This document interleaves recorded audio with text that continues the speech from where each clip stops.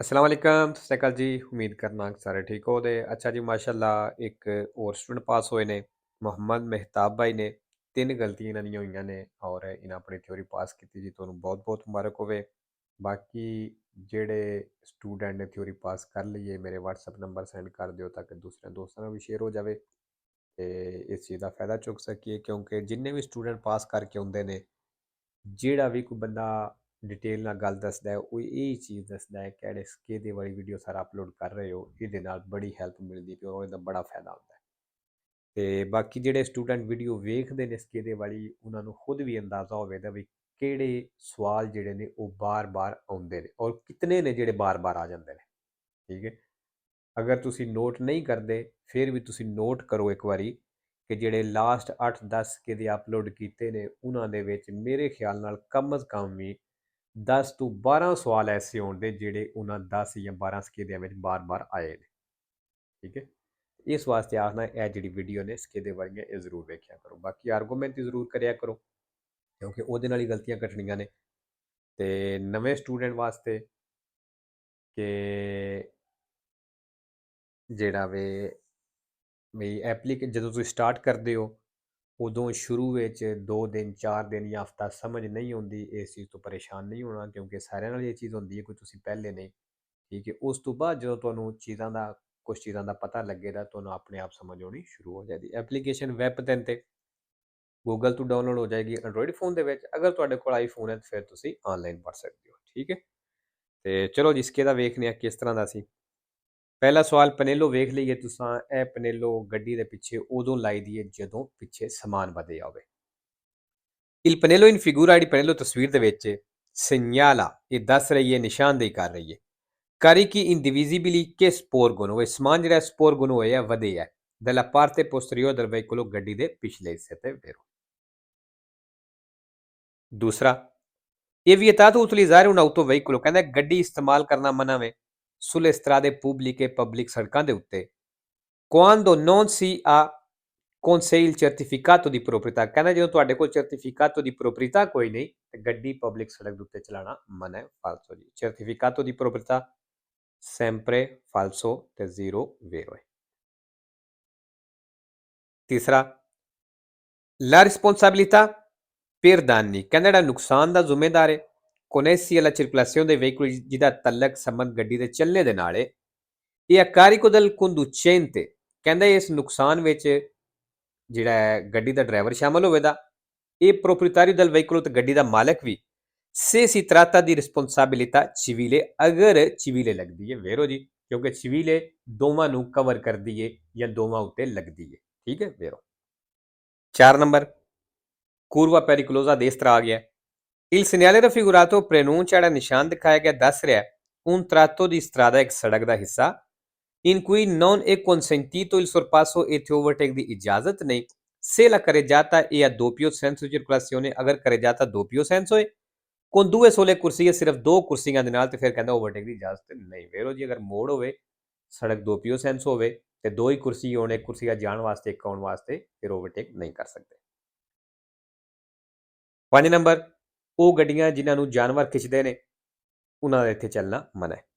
il segnale raffigurato, ਨਿਸ਼ਾਨ ਦਿਖਾਇਆ ਗਿਆ vieta il transito ai veicoli, ਕਹਿੰਦਾ ਉਹਨਾਂ ਗੱਡੀਆਂ ਨੂੰ ਚੱਲਣੇ ਤੋਂ ਮਨਾ ਕਰਦਾ ਹੈ a trazione animale, ਜਿਹਨੂੰ trazione animale ਕਰਦਾ ਮਤਲਬ ਜਾਨਵਰ ਖਿੱਚਦਾ ਹੈ, ਜਾਨਵਰ ਚਲਾਉਂਦਾ ਹੈ। 6 number, in una strada senso unico di circolazione, ਕਹਿੰਦਾ senso unico ਸੜਕ ਦੇ ਵਿੱਚ con la segnaletica indicata in figura, ਉਸ ਨਿਸ਼ਾਨ ਦੇ ਨਾਲ ਜਿਹੜਾ ਤਸਵੀਰ ਦਿਖਾਇਆ ਗਿਆ si può sorpassare, ਕਹਿੰਦਾ ਤੁਸੀਂ ਓਵਰਟੇਕ ਕਰ ਸਕਦੇ ਹੋ anche in curva, ਮੋੜ ਦੇ ਵਿੱਚ ਵੀ vero। ਅੱਛਾ ਜੀ, ਹੁਣ ਇੱਥੇ ਮੋੜ ਵਿੱਚ ਕਿਉਂ ਇਜਾਜ਼ਤ ਹੈ? ਸੜਕ ਜਿਹੜੀ ਹੈ ਸੈਂਸੋ unico ਹੈ, 2 ਕੁਰਸੀਏ ਨੇ ਇੱਕੋ ਤਰਫ ਜਾ ਰਹੇ ਨੇ, ਇਸ ਵਾਸਤੇ ਤੁਸੀਂ ਮੋੜ 'ਚ ਓਵਰਟੇਕ ਕਰ ਸਕਦੇ ਹੋ।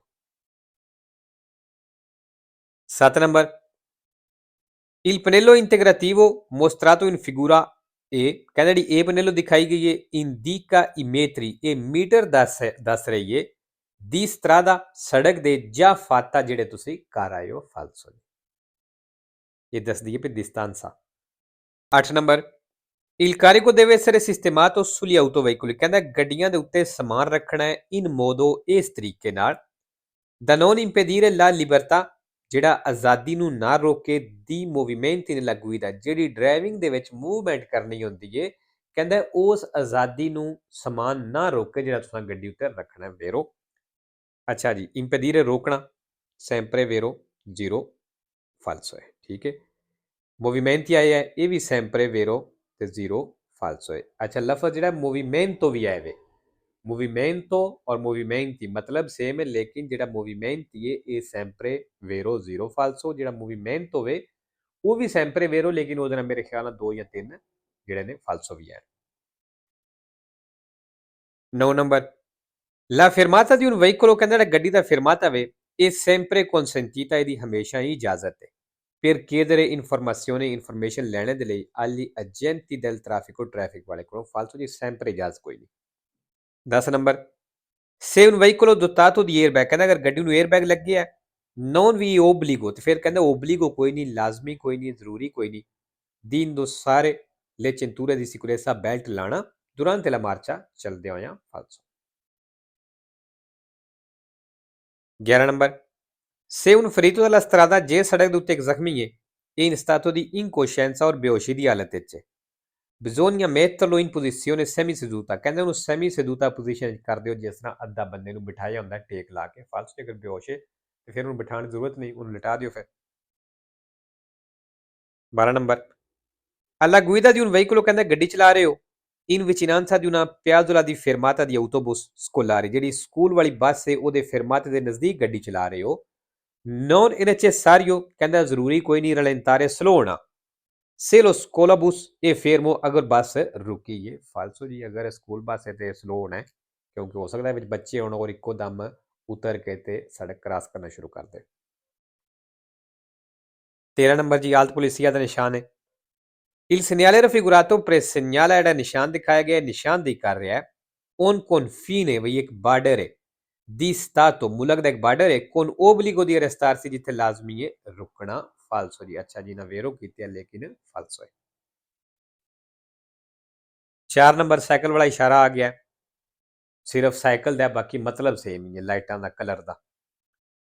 il segnale sorry il semaforo in figura, ਦਾ ਇਸ਼ਾਰਾ ਤਸਵੀਰ ਦੇ ਵਿੱਚ indica ਦੱਸ ਰਿਹਾ una corsia riservata ai motocicli, ਵੀ ਮੋਟਰਸਾਈਕਲਾਂ ਵਾਸਤੇ ਕੁਰਸੀਆ ਰਿਜ਼ਰਵ ਹੈ ਫਾਲਸੋ। 15 number il conducente deve regolare la velocità, ਕਹਿੰਦਾ ਡਰਾਈਵਰ ਜਿਹੜਾ ਸਪੀਡ ਨੂੰ ਰੈਗੂਲਰ ਕਰੇ, ਐਡਜਸਟ ਕਰੇ in relazione, ਹਿਸਾਬ ਦੇ ਨਾਲ alla marca dei pneumatici, ਕਹਿੰਦਾ ਟਾਇਰਾਂ ਦੇ ਮਾਰਕੇ ਦੇ ਹਿਸਾਬ ਨਾਲ ਜਿਹੜਾ ਹੈ ਸਪੀਡ ਨੂੰ ਐਡਜਸਟ ਕਰੇ ਫਾਲਤੂ ਜੀ। ਅੱਛਾ, ਇਹ ਵੀ ਨਵੇਰੋ ਕੀਤੇ ਹੈ ਲੇਕਿਨ ਫਾਲਸੋ ਹੈ। ਤੇ ਲਓ ਜੀ, ਇਨਸ਼ਾਅੱਲਾ ਮਿਲਦੇ ਹਾਂ ਨੈਕਸਟ ਵੀਡੀਓ ਤੇ। ਓਕੇ ਜੀ, ਅੱਲਾ ਹਾਫਿਜ਼।